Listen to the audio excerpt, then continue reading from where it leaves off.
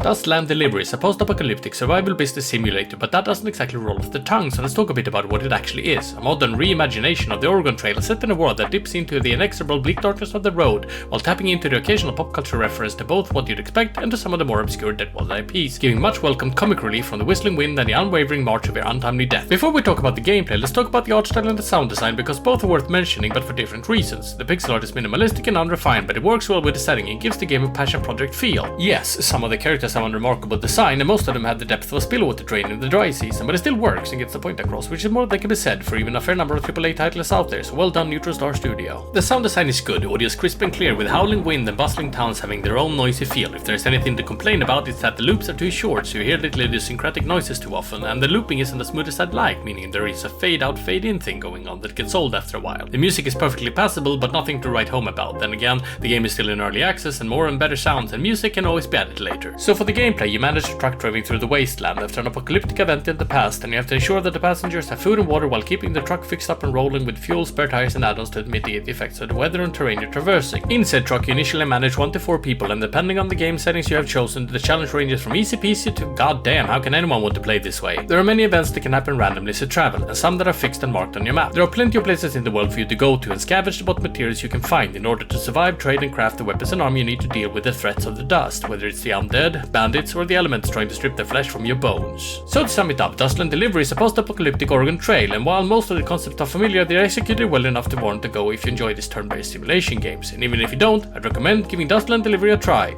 even at full price.